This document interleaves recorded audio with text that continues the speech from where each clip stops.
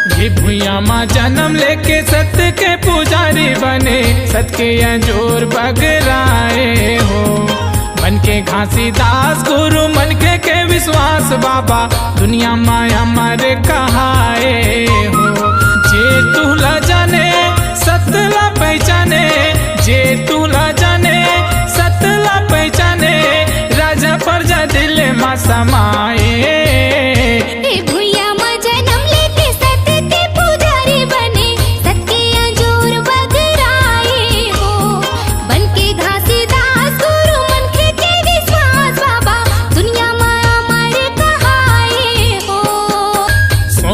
कस तोरे सुंदर काया, चमकते चारों।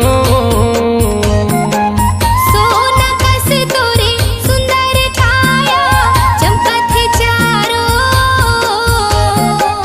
काबर मन माँ तंगी मन हाँ, खिंचते चारों को।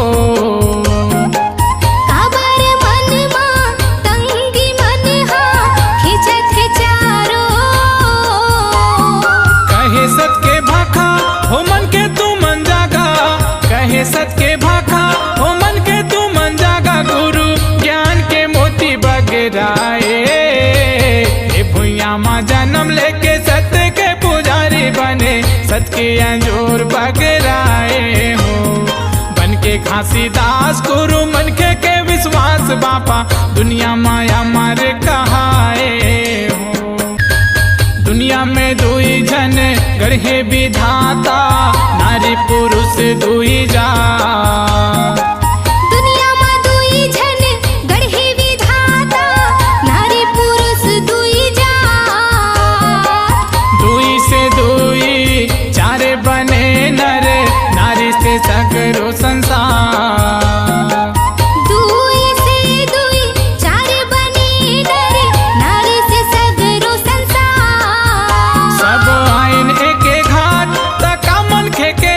सब आइन एक घाट तक मन के जात, गुरु मन खेला एक बताए। ये भुइया माँ जन्म लेके सत्य के पुजारी बने, सत्य के अंजोर बगराए हो। बन के घासीदास गुरु मन के विश्वास बाबा, दुनिया माया मारे कहाए हो।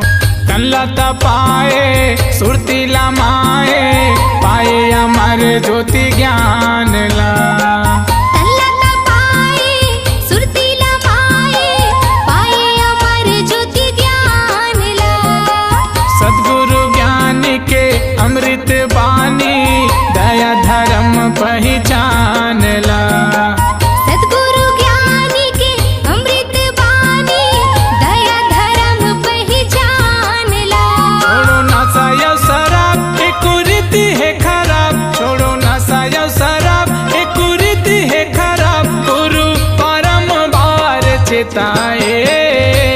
ये भुइया माँ जन्म लेके सत्य के पुजारी बने, सत्य के अंजोर बगराए हो। बन के घासीदास गुरु मन के विश्वास बाबा, दुनिया माँ मारे कहाए हो। वीरेन चतुर्वेदी खास भैया राजू पंकज साथ, वीरेन चतुर्वेदी खास भैया राजू पंकज साथ, गुरु चरण माँ मात नवाए। आज देखा ये दुनिया भारत के कोना कोना माँ, श्वेत ध्वजा लहराए हो। माता अमरावती पिता महागो के अंगना माँ, गुरु जन्म लेके आए हो। ये भुइया माँ जन्म लेके सत्य के पुजारी बने, सत्य के अंजोर बगराए हो। बन के घासीदास गुरु मन के विश्वास बाबा, दुनिया माया मारे कहाए हो। ये भुइया माँ जन्म लेके सत्य के पुजारी बने, सत्य के अंजोर बगराए हो। श्वेत ध्वजा लहराए हो, गुरु जन्म लेके आए।